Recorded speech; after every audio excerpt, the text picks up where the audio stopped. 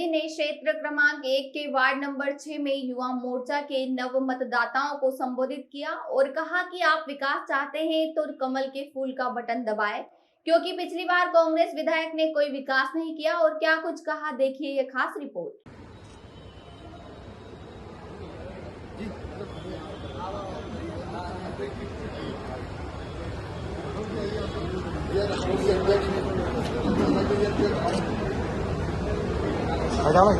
हटूंगा। Bharatiya Janata party, Bharatiya Janata Yuva Morcha, जय जय सिया राम, हर हर महादेव। वक्ताओं ने लगभग सारा विषय रख ही दिया है। एक बस कहावत है कि जो बुरे लोग रहते हैं उनकी बुराई से भी ज्यादा खतरनाक अच्छे लोगों का चुप रहना होता है। बुरे लोग बुराई करते हैं और अच्छे लोग यदि वो जानते हुए भी, देखते हुए भी चुप रहते हैं तो वो उससे भी ज्यादा बुरे माने जाते हैं। मित्रों, आप सोचिए, आज कांग्रेस पार्टी के राष्ट्रीय अध्यक्ष जो खड़गे जी हैं, उनके बेटे ने कहा कि हमें सनातन धर्म को समाप्त करना चाहिए। हमारा देश, जिसमें लगभग 80% हिंदू समाज के लोग रहते हैं, सनातन धर्म को मानने वाले लोग रहते हैं, राम कृष्ण शंकर भगवान को पूजने वाले लोग रहते हैं, ऐसे देश में आप सोचिए इन लोगों की हिम्मत कि ये लोग ऐसा कह देते हैं कि सनातन धर्म को खत्म कर देना चाहिए। इतनी हिम्मत कैसे हो गई इन लोगों की? इतनी हिम्मत इसलिए हो गई क्योंकि हम लोग हर बार छोड़ देते, छोड़ो यार, ठीक है यार, जाने दो यार। मगर ये कहावत जो है ना कि बुरे लोगों की बुराई से ज्यादा खतरनाक अच्छे लोगों का चुप रहना है, मतलब अच्छे लोग उससे भी ज्यादा बुरे हैं अगर वो कोई गलती करता है और तब भी चुप रहते हैं। तो ये चुप रहने का जो हमारी आदत है वो बिल्कुल ठीक नहीं है।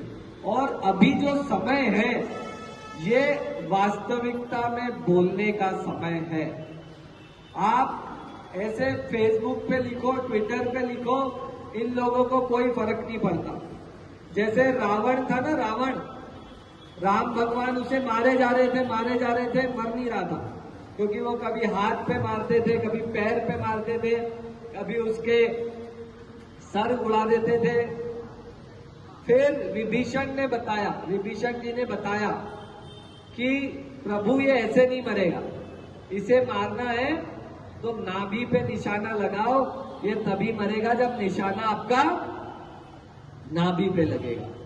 वैसे ही अब समय आ गया है, अब अवसर है नाभि पे निशाना लगाने का वोट के माध्यम से। सबसे बड़ी शक्ति जो लोकतंत्र में है, भारत एक लोकतांत्रिक देश है। सऊदी अरेबिया जैसे उदाहरण के तौर पर इराक, ईरान, इराक, हमारा जो गद्दाफी का था, लिबिया, ये सब राजतांत्रिक देश है। इसमें कोई वोट की अहमियत नहीं होती है। मगर भारत एक लोकतांत्रिक देश है और लोकतांत्रिक देश में वोट सबसे बड़ी शक्ति रहती है। तो जैसे भगवान श्री राम ने रावण को सीधे नाभि पे तीर लगाया था ना, वैसे ही हमारे पास अवसर है अपने वोट के माध्यम से इन रावणों को सबक सिखाने का, इनका समापन करने का। जो लोग सनातन की बात करते हैं उन्हें उनकी औकात दिखाने का ये समय है मेरे साथियों। सभी लोग पूरी तैयारी से कमर कस लें। एक एक वोट हमारा इस कांग्रेस के खिलाफ जाए। अच्छा, ये कांग्रेसी जो बोल रहे हैं, आप सोचो जरा इस बात को। 80% आबादी हमारे राम कृष्ण और शंकर भगवान को मानने वाली लोगों की है, और ऐसे में ये लोग इतना कह रहे हैं कि हम सनातन धर्म को खत्म कर देंगे, सनातन धर्म को खत्म करना चाहिए। मतलब ये लोग जो अल्पसंख्यक मतदाता है उनके दम पे कहते हैं।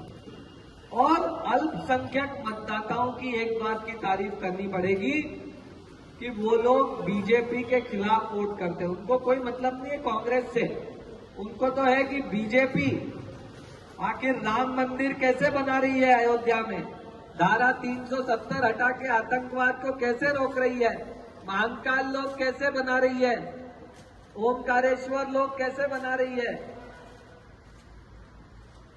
काशी में विकास कैसे कर रही है, आतंकवाद को कैसे रोक रही है उनकी। क्योंकि बताओ अच्छा, ऐसा क्या किया बीजेपी ने जो बीजेपी के खिलाफ वोट दिया जाए? ट्रिपल तलाक हटा के कुछ गलत किया क्या? फोन पे ही कोई किसी को बोल दे तलाक तलाक तलाक और तलाक हो जाए, ये कोई सही था क्या?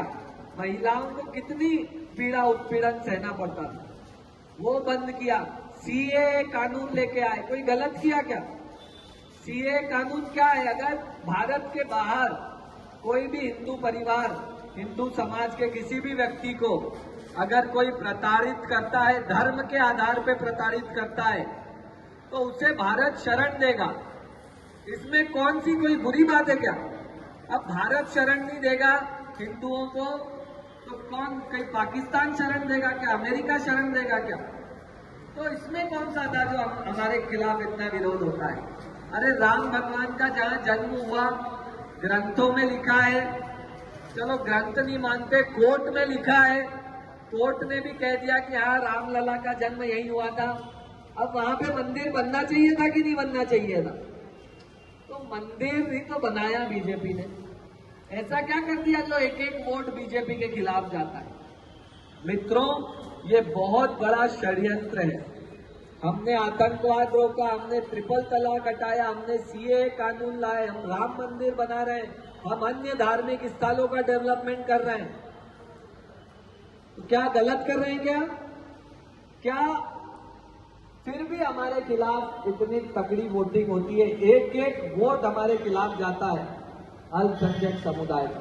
तो क्या हमें सनातन धर्म को खत्म करने वालों के खिलाफ, के प्रयास करने वालों के खिलाफ, क्या हमें हमारे धर्म को ग्लोरीफाई करने वालों के लिए एक एक वोट नहीं डालना चाहिए क्या साथ में?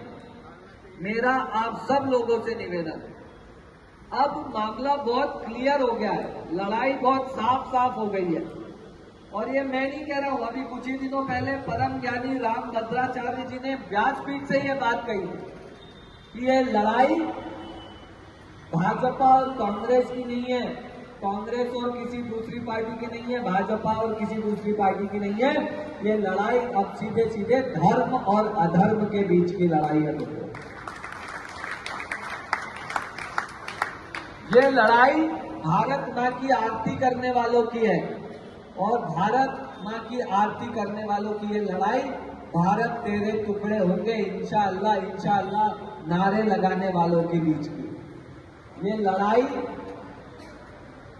भारत को परम वैभव पर ले जाने वालों की और भारत के विकास में टांग अड़ाने वालों की। ये लड़ाई सबके जीवन में अभय दान करने वालों की और भय के माध्यम से अपना परचम लहराने का प्रयास करने वालों के बीच में।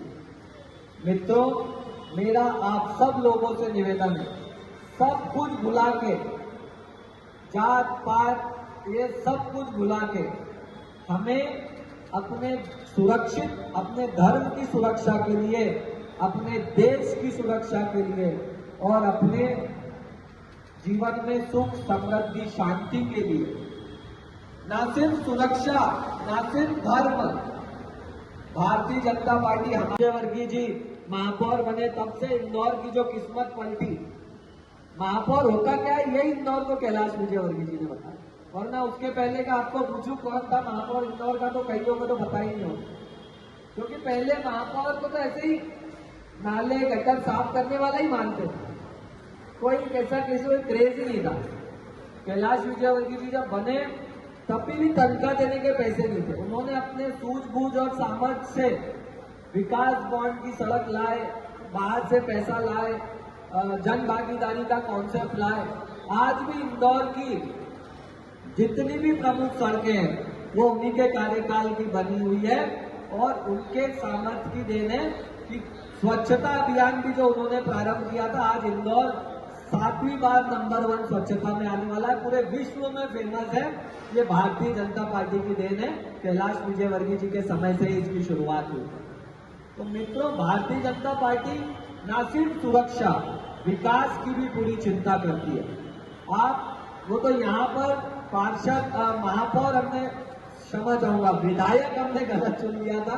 तो यहाँ पर अभी भी कई सारी समस्याएं हैं इस क्षेत्र में, मगर अब कैलाश विजयवर्गीय जी आ गए। अभी पंडित जी और अन्य वक्ता बता रहे थे कि उन्होंने 4 नंबर का विकास किया, 2 का विकास किया, महू का विकास किया, इंदौर का विकास किया, प्रदेश का विकास किया।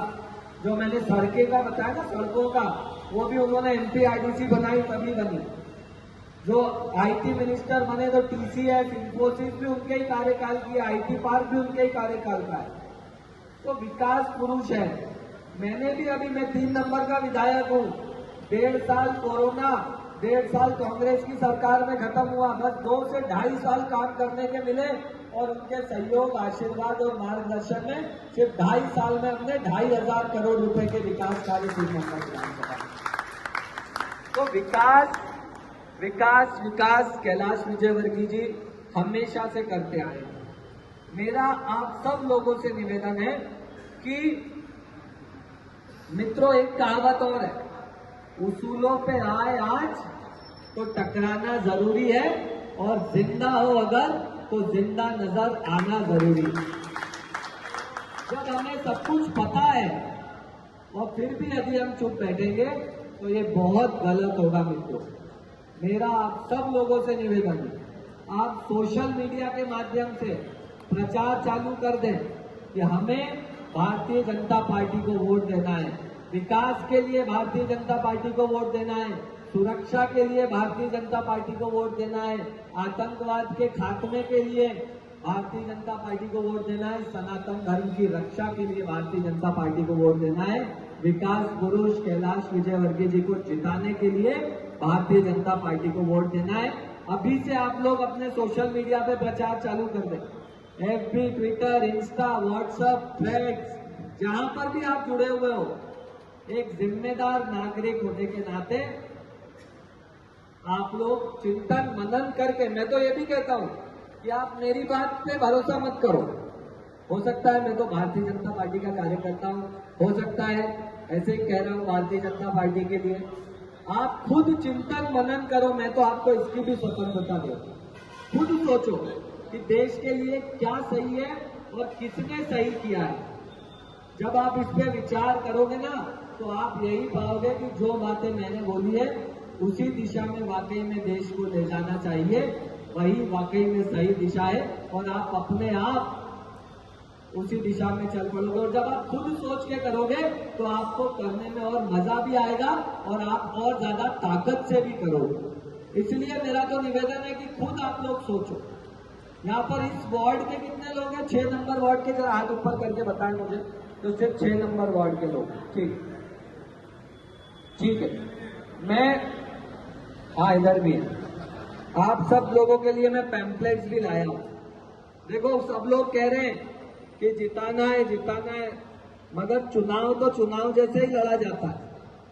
मुगालते में नहीं रहना है किसी को भी। चुनाव को पूरी गंभीरता से लेना है। बस 1-1.5 महीने की मेहनत है, उसके बाद 5 साल सेवा के लिए मिलते हैं। ये हम सबका सौभाग्य है कि हमें विधानसभा क्षेत्र क्रमांक 1 की जनता का सेवा करने का अवसर मिल रहा है। मैं तो मेरे पूज्य पिताजी को ये भी कहता हूँ कि विधानसभा क्षेत्र क्रमांक 1 के लोगों ने, जब आपने नगर भोज का कार्यक्रम रखा था, बड़े गणपति से पितरेश्वर तक का भंडारा रखा था, तब इन लोगों ने बहुत सेवा की थी। विधानसभा 1 के लोगों को ही जिम्मेदारी दी थी एक एरिया की जिम्मेदारी एक पार्षद को, दूसरे एरिया की जिम्मेदारी दूसरे पार्षद को, तीसरे एरिया की जिम्मेदारी तीसरे पार्षद को, ऐसा करा था। तो मैं माननीय विजयवर्गीय जी को यही कहता हूँ, देखो इन लोगों ने पित्रेश्वर हनुमान जी की सेवा की, तो पित्रेश्वर हनुमान जी ने आपको भेजा है कि इन लोगों ने मेरी बहुत सेवा की है, अब आप लोग जाकर 5 साल इन लोगों की सेवा करो, इसलिए आपको भेजा। Bureau report.